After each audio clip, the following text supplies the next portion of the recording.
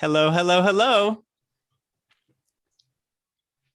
Well, first, I want to thank you all for watching our introduction video, but I want to reiterate, we'll be reviewing the polls tab in Pathable, so please submit your questions there. But first, we wanted to sum up what you've heard today. So you're in drag every day. I want to tell you a little bit about my first experience when I was in drag. And I sing with the Chicago Gay Men's Chorus, and I was cast in a female role. And I really never had thought about doing drag before. But when I had first got in front of the audience in the hair and the dress, and all of a sudden this persona came out that was gregarious and had lots of confidence. And I found out that I could harness the power of my drag persona when it came to stage fright. And I brought that into the office when I had to present to executives. I would basically present as Rhoda would present, maybe not as boisterous in body, but I had that point of view. So that's how I brought it back to work. And remember, empathy, use empathy, come from your heart, and persuasion, be passionate and steadfast in your message. So Connie here. Hello, everyone. And we also talked in the video about using your drag to enhance your life. And it really works in a couple of ways, I think. I mean, personally, I find that drag is very creative for me, and it's a creative outlet. So for any of you who perhaps have a maybe not so creative day job, you enjoy it, but it may not tap into your creativity, I think drag is a great way to really tap into that and harness that creativity and use it in a way to really help grow and develop yourself. And as we'll talk about throughout the rest, as we talked about in the video and throughout the rest of our presentation today, it really can help you with your leadership skills as well. There's lots of opportunities if you are interested in getting involved in drag. There's always open mic or talent shows in most neighborhoods for places that have drag shows. So, keep an eye out for those. They're always willing to have new talent come in. And it's a great way for you to flex your creativity and your experience drag if you haven't. So I think it's a great idea to really use drag in a way to enhance your life. Hello, Nikki here. One of the messages that I find profound is drag is transformative. So just like leaders, drag queens didn't just wake up looking like this. If we did, we'd have it a lot easier. I took this quote from a CNN article that basically I molded it to my own, but basically performers, just like leaders, need to be able to bring an authentic presence to their work. They're courageously imperfect, embrace their true selves, and regularly exhibit integrity, vision, and passion in a way that awakens and inspires others. So that's definitely something that reigns true for me as a leader and as a drag performer.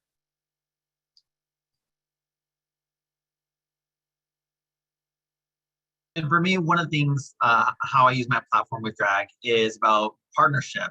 And so, being a drag queen, especially, with our practices, we were practicing as, our gay versions of ourselves, and then having to, talk about us being in our drag character across different time zones. And so being able to marry the two things, what I found very easy was to just kind of like put the two together. Like I talked about in the video, I'm a branch manager during the day, and then when I raise funds within the community, this is how I look.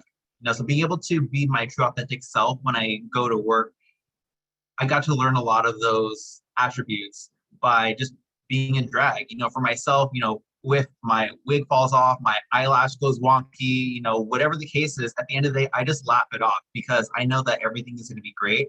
And they just want to see a man in a dress. Not everybody gets to look this pretty, but you're welcome. Well, thanks for that. I'm glad we had a chance to recap our presentation about collaborative leadership skills. And now we're going to take questions that have come in from the polls. So the first question comes from Chris Malstead.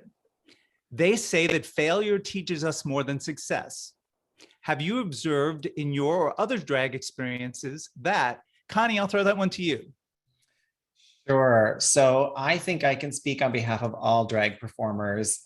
You fail at some point or another, whether it's a makeup fail or a wig fail or a costume fail or a performance fail. At some point you do. And to what Davida just mentioned, you have to learn how to just kind of laugh it off and brush it off, make fun of it, and move on. I think back to some of my early times in drag. I had the benefit at one point of having a former drag performer do my makeup on a regular basis when I was going out just for weekends out. And then he moved away or something. And I was left panicked one Halloween because I had to do my own makeup. And I didn't know what I was doing. And so, I had luckily watched enough. And this, by the way, I took a minute, it was before YouTube tutorials. So I had watched enough of this makeup artist doing my friend's makeup who was going out and drag with me, as well as I had a book that I kind of used as a guide and trial and error. And I look back at some of those photos. And again, this was also before you had the ability to take instant photos on your cell phones. And so I'd have to wait, several weeks to get those photos back in the mail. And I'd be so excited to see, oh, how did I really look, right, to other people? Oh, and there are a couple of times I'm like, really? That's what I went out looking like?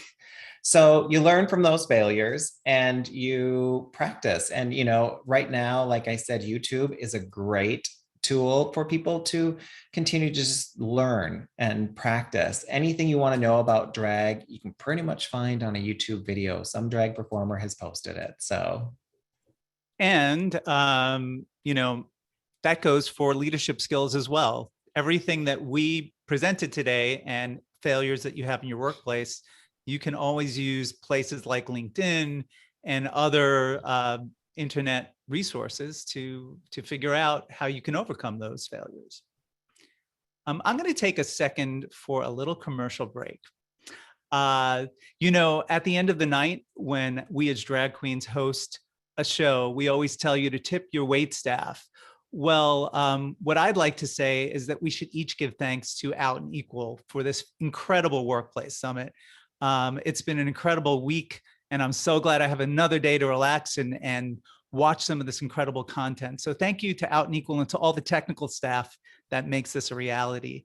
And secondly, just a little shout out to our videographer. We use Wells Fargo On Demand to put in our video.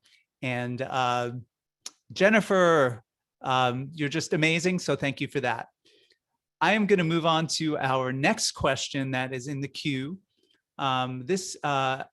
This is, was your coming out as a drag queen at work? How was your coming out as a drag queen at work? And what sort of reactions did you get when people got to know it? Did people's attitudes change for positive, negative, or the same? DeVito, why don't I send that to you? Yeah, so when I first came out as a drag queen at work, I was casted to be a drag queen for this huge fundraiser called Best in Drag Show. And there's actually a Pinky in the audience. Hi, thank you for joining. But when I was casted, I was so excited because it's the Orpheum Theater in downtown LA. We sell it out every single year, raise $500,000. It's an amazing accomplishment for this, gay boy who is doing drag for the first time. And my work knew that I do a lot of work with nonprofits and volunteering. So I asked if I can share this on a conference call. And they said, yeah, go ahead and share about the volunteer thing that you're doing. They didn't ask a lot of questions and I didn't see anything wrong with it. And after I shared about what I was doing, my someone in the conference call afterwards, the day told me, I don't feel that was the right platform for you to share that kind of information. And so I can tell that she was being very specific on how she wanted to say, like, don't talk about that at work without being offensive or maybe /HR inappropriate. But I knew that what I was doing was not wrong. I just didn't really know how to bring my true authentic self to work. And this was back in 2014.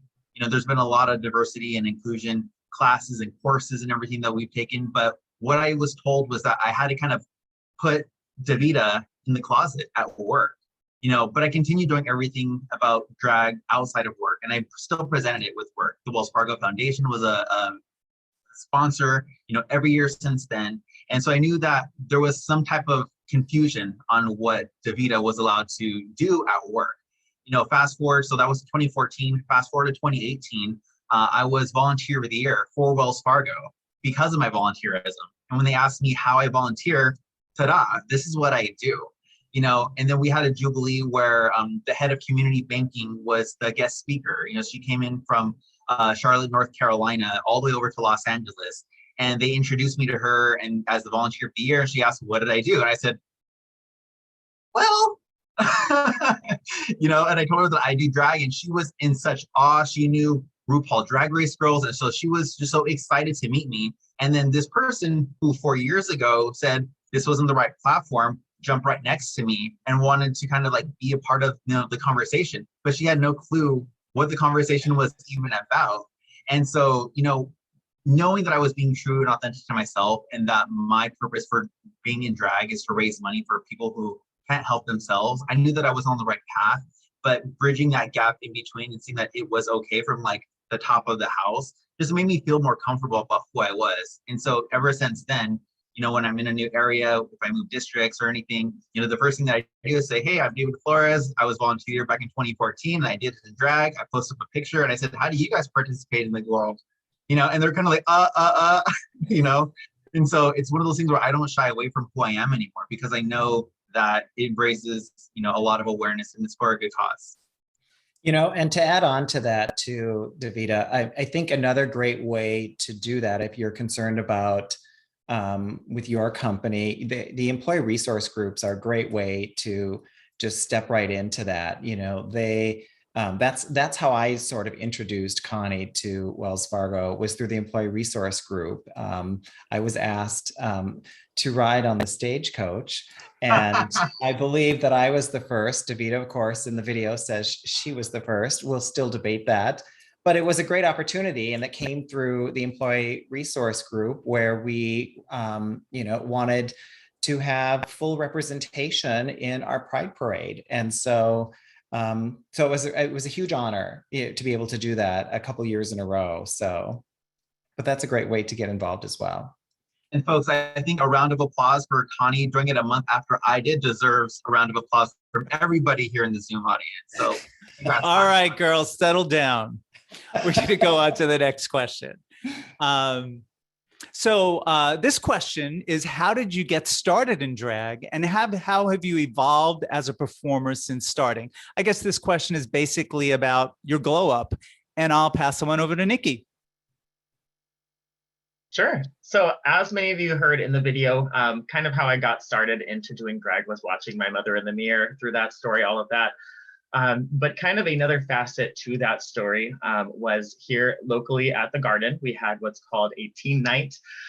So it was a night where they put up all the alcohol, none was served, and they would bring in teens, basically 15 and older. You could come into the bar and watch their showcast at the time perform. So I was able to go in there and see that, and it just lit a spark in me. And at the time, actually, my drag sister, Seven Love, owned the Garden. And so I remember walking out onto the patio that they had out there, and I walked up to her and I said, I'm gonna be the best drag queen you've ever seen. Still working on that. But it was that moment where I kind of knew that this is something that I definitely want to pursue and be serious about. And ever since joining House of Love, it has definitely opened many doors, as well as joining the showcast at the Garden. But one of the recent kind of struggle, for lack of a better term, that I've had is with hosting. So I don't normally host any of the shows that I'm in. I strictly show up, do my lip syncing. I'll talk with the audience and whatnot, but it's very surface level, not producing my own type of show. So that's kind of something that I've challenged myself with for this year. So next month at the Garden, I will be hosting a drag brunch. So anybody that's in Des Moines, come on out to the Garden nightclub next month for brunch.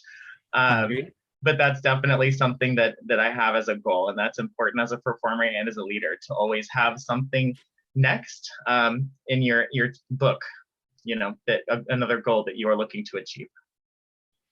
Thank you for that. There's an interesting question that came in, and I'm just going to read it verbatim. because I think it's quite fun. Do you use your drag as a platform to tie in topics for your company that you work for, i.e. lip sync to, bitch, you better have my money, and then talk about boosting your credit score? There's a lot we could do with that one. You know, what I can say, and then I'll see if any of the other girls want to jump in. But in our company, we've got something called hands-on banking, where we go into the community and we teach people about financial products. I have not yet done that in drag. So there is something that's an objective for me. Anybody else have a thought on that?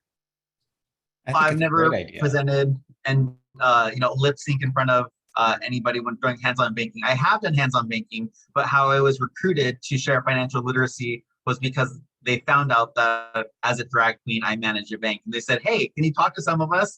I think they were a little disappointed that David showed up and not Davida, but it was all about financial education. Thanks. There are a couple of questions here that feel a little bit redundant.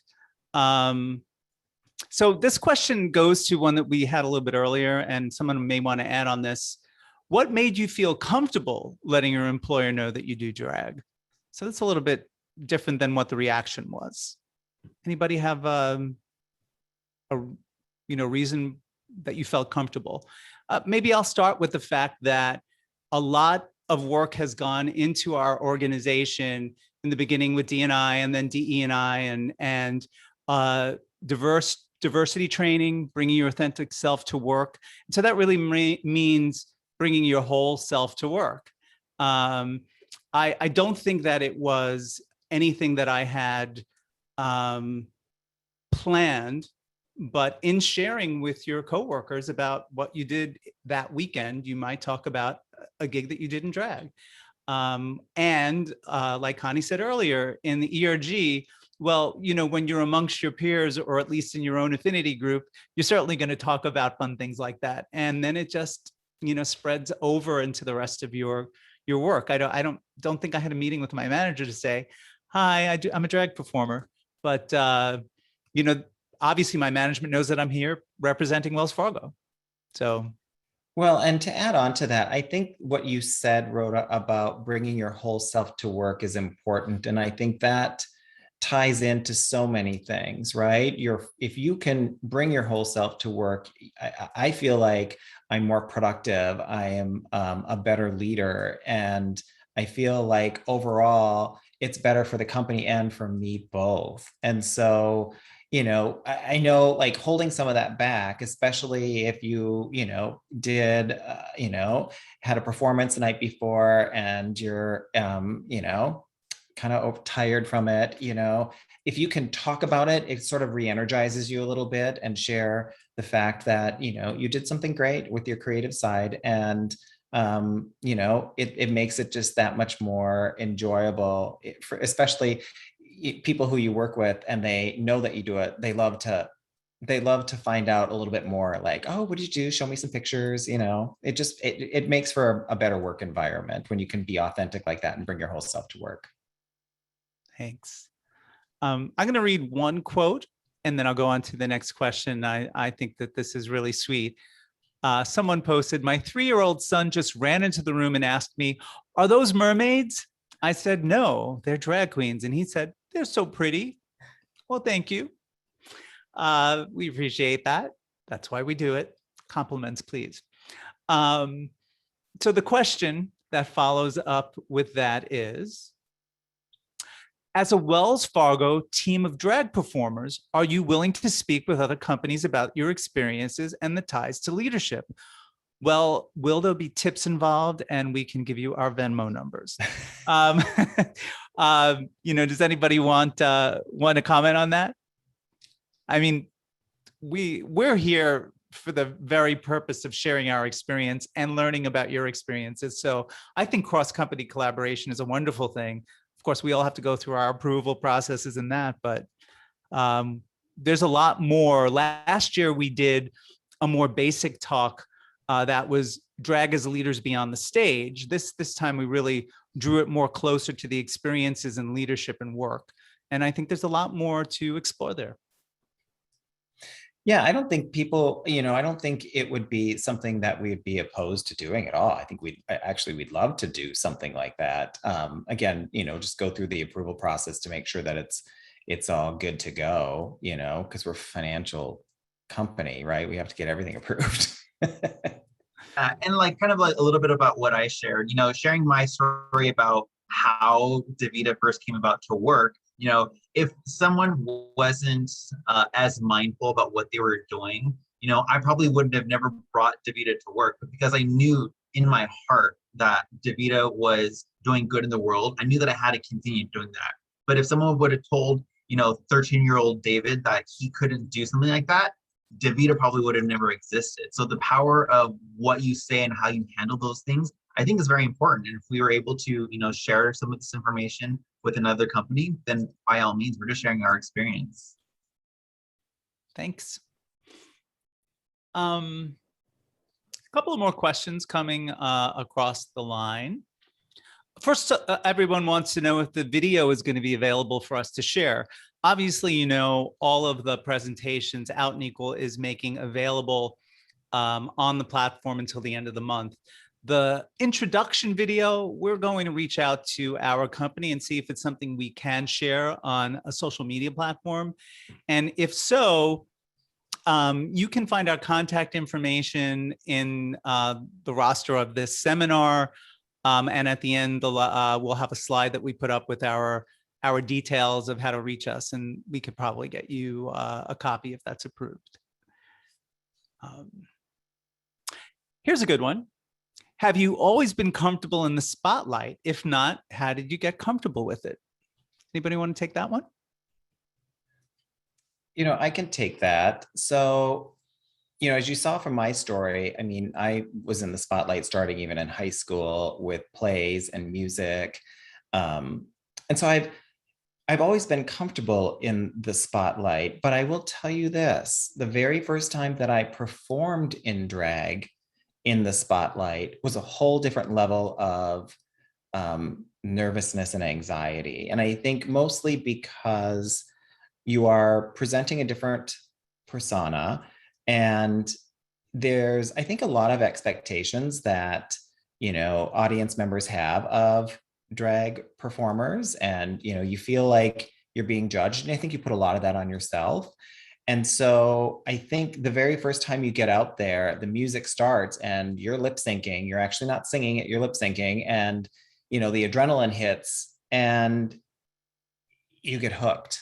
Really, I think is what it is. You get hooked on that adrenaline, you get hooked on that performance, you get hooked on the stage and all of that. You come off stage, you parched as can be, because you've just been for 4 minutes singing with your mouth open and not even, making a sound. You get kind of dry, which is why you need to have a cocktail waiting for you afterwards. But you want to do it again, and you want to continue to grow and get better at that. And so you do get more comfortable with it. But I will say, before, I step out on stage every single time, there's nerves, you get a little bit anxious about it. And then once you're out there, there's no going back. So you just keep going. And my experience is almost different, almost exactly opposite, in that I sing live and I sing in a show with a script. And I would always be frightened and have stage fright. And the fact that I have this armor on me kind of took that experience away. And like I said earlier, even though sometimes the armor isn't on, I don't feel like it's me actually doing the performance. So it's okay, people are going to judge me. Or even if I mess up, it's like, you roll with it because, hey, you're in drag. But then I can bring in that back to the office. At first was difficult. I just had the mindset of how I felt, that confidence. And, you take your deep breath and you just go in it with the thought pattern that the spotlight's on you and there are a bunch of people in the audience with dollar bills, and you just give your corporate presentation. So anyone else before I move on to the next? All right. What is the most challenging part in drag? And and I'll just say for me, it's actually getting into drag. So Laura Weathersby is my stylist. I have never applied my own makeup or did my own hair.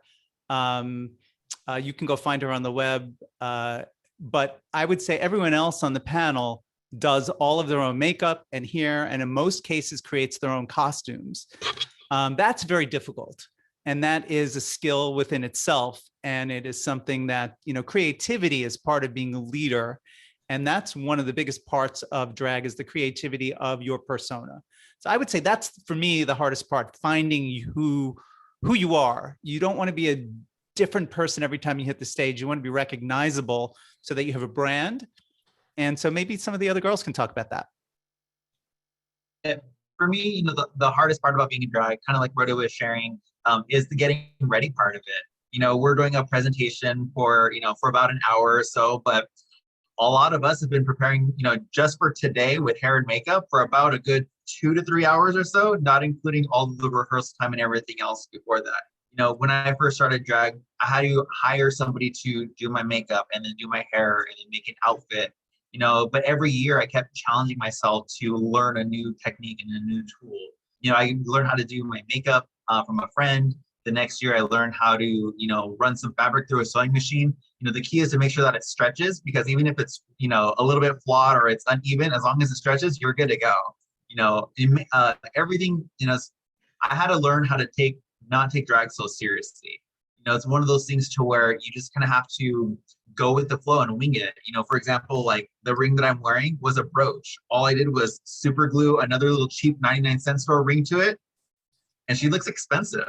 So not having to, not taking yourself so seriously is one of the things that I really enjoy, because it just breaks down all of those walls that David has. I'm very particular and meticulous about how I do everything. But at the end of the day, it's a costume and it's for fun. And so the challenge is to not take it so seriously, because that's when I have the most enjoyment, when I'm dressed up. Thank you. I think I can speak for most drag performers. Probably the hardest part about getting in drag is the eyebrows. Covering up yours, drawing on new ones, making sure that they're not necessarily sisters, but somewhat related. That's always the hard part. Yeah. The thing is, for us, we're all doing a change in gender when we're doing drag, and a female's parts are in different places, certainly eyebrows, parts of the body. And so if you want to look authentic, you have to study and you have to understand where those things go. And it's, it's a work of art. Definitely. And you need to keep it fresh too. That's what keeps it exciting and keeps the audience engaged. Even as a leader too, being able to tailor what you're doing to the audience and change it up. So that kind of leads into a quick question that is out here. Thoughts of cis women doing drag as kings or as queens? And I will just say my personal opinion, and I think that this is, if you watch shows like RuPaul's Drag Race or We're Here or any number of things where drag is prevalent, that drag is more of a state of mind. It is more of an expression than, I mean, there might be some old school people out there that might take issue, but it doesn't matter. It is your dress, your glow up, and however you perform, it's taking it to the next level. So that's what I would say.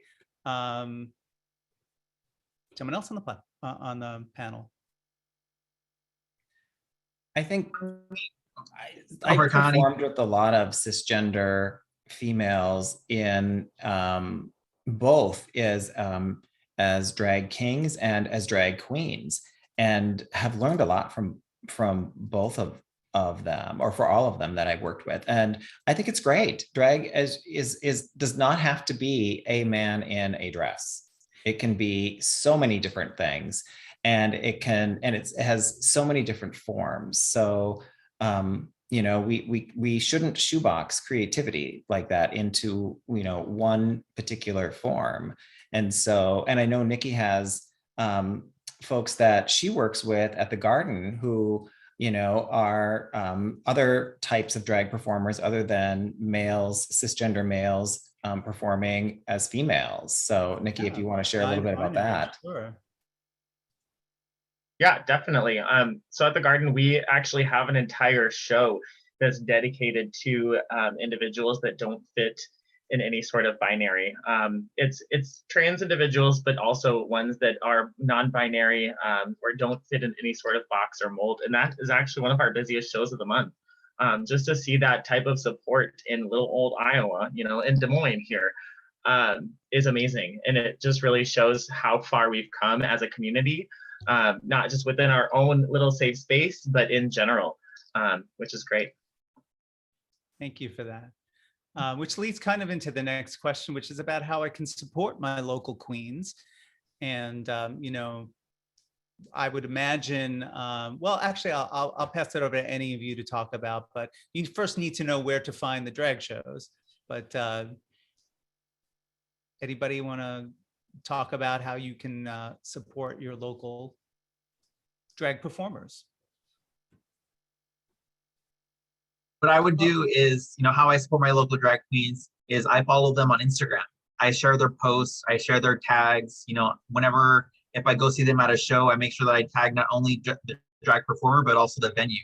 The venue wants to make sure that they're bringing in people that are going to bring in the audience. So if you're not hyping up where they're at, then they're probably not going to book them back. So I always make sure to tag those two.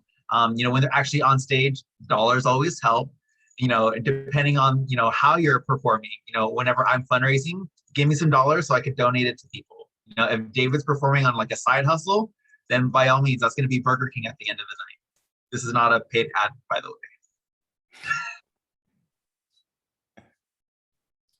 All right, I'm going to refresh the questions to see what else comes in. There's a lot, and I thank you all for your questions. We basically have less than 10 minutes left. I will choose something, and if there's someone on the panel that wants to grab it, please do. Do you believe in fake it until you make it for those who are more introverted in drag and in life as it applies to both? Thank you. I will take that. So that is something that I definitely still live by as a motto. So I started at the bank, in the bank branch, fresh out of high school, didn't know anything about banking, didn't know anything about money except how to spend it. And so that's what my boss literally told me was fake it until you make it. And just, it's all about absorbing all of the information that you're given. So even just as a new drag performer, just walk in and absorb all of that information that you're given, and use it and pretend like you know what you're doing. That's what it is. It's the confidence. It's everything, because I'm very introverted. I'm very anxious. But when I look like this, it's hard to be anxious. You feel like that, for lack of a better term, that bad bitch. So you got to live it. Thank you for that. There are a couple of other questions, more leaning towards the leadership qualities that we talked about. So for anyone on the panel, has drag brought out or created new leadership qualities that you didn't know you had? So I'll bring in the other question so some people can think about that one because they're related. Are there any of the 10 collaborative leadership characteristics you resonate with more than most? And so, I don't have the slide to throw up on the screen right now, but the two that I connected with in my presentation, empathy, and that really speaks to being vulnerable, bringing your authentic self to work. I think everything starts from there, because if you can't connect with the team or your coworkers or the people in your life, it's like, I hate to quote another RuPaul quote, but if you can't love yourself, how the hell are you going to love someone else? And it's really, if you're not there totally, how do you expect other people to be there for you in the workplace? So that's one that really resonates with me. Anybody else? For me, it's just, it's my stage presence and how I communicate with my team. You know, every morning, you know, so I work in community banking, and every morning we have a morning huddle where we're sharing, you know, updates throughout the day, any changes that are going on at work. You know, if you would have asked me a couple of years ago, you know, to talk in front of, you know, 20 different people, you know, I would have had a challenge. I would have been stumbling. I would have been fumbling with the paper. But, you know, just dressing up in drag is one of those things where I just understood that the information that I'm trying to get across is important. And, you know, kind of like fake it till you make it. If I don't have an answer to something, I'll ask the audience, you know, what do you guys understand about what we just went through? Do you guys have any changes? You know, we're in a COVID environment, and, you know, I'm, you know, in Los Angeles, so things are always changing with us. You know, we have a lot of very strict rules, but we also have to make sure that we're staying on top of them to keep each other and our customers safe. You know, so it's one of those things to where if I wasn't confident in how I used to speak, I am now because of my drag persona. And I think it goes back to, I know I've heard this before from other performers, and, you know, Rhoda mentioned a little bit about it, and I know that they've talked about it on some of the, you know, the Drag Race shows, that drawing on your drag persona in those times when you aren't sure of yourself really helps bring that confidence back. And that, I think, is what helps you in the moment become a better leader. You have to think on your feet, you know, be creative, be you know, trusting of the decisions that you make, right? Trust in yourself, trust in others.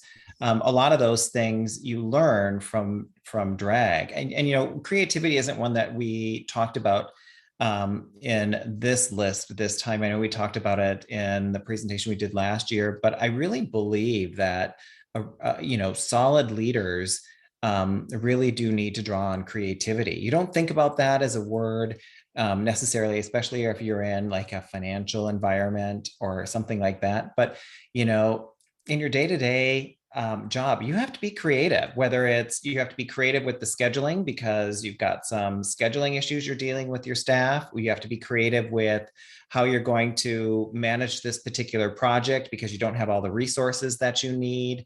You know, all of these things you do as a drag performer, you know, this is all, we have to be creative and pull this all together, right? You know, none of us coming into today really, you know, or most of us coming in today didn't even know what we were going to wear for the day. I know I was texting with Nikki earlier and we're like, well, what are you going to wear? I'm like, I don't know. I think I'll start with the hair and go from there. Right. And so, you know, you just have to be creative and kind of pull it all together. And, you know, that's a skill that you learn as a drag performer day in and day out. And that's so transferable to your job, your day job, whether you're an individual contributor or whether you're a leader. So we've got a 2-minute warning, 2 minutes till this session is over. I just want to respond to one question, and there's another one that would take a whole other session that I want to bring up really quickly. But someone asked about what pronouns should you use if you're referring to someone in drag. And that is like anyone else's pronouns. You ask them what they want to be referred to as. I happen to like girl. So, and I want to move to this last really powerful question, and it just scrolled off of my screen. Let me go back and see if I can find it. So it's gone, but it was about how we relate drag and with the trans and non-binary community, if there's you know, any discourse between the two. And I say that you know, the drag culture stands on the shoulders of the trans community, and you know, it's not related, but you know, we take our cues from the people before us who have gone through you know, having to change. This is again, it's an expression. It's not a gender identity. It's not a sexual orientation. So I'll leave it at that. We have a couple of more seconds if anyone else would like to have any closing comments, other than thank you for participating. Yeah, thanks everyone. Thanks for all your questions. Thanks for supporting this this particular workshop. We really appreciate it. It's a passion of ours to marry these two together and to share this information. So we're very happy that you were able to join and that you've found it to be helpful for you. So appreciate that. A ton of information and a ton of questions, a lot of appreciation for everybody that joined. And I think, for all of us, if you guys want more information or have anything else, follow us on LinkedIn, Instagram, those are all connected on our profiles, Facebook, all of it. Yeah. Again, thanks for your time. Really, it was great partnering with you today. Thank you. Yes, thank you all.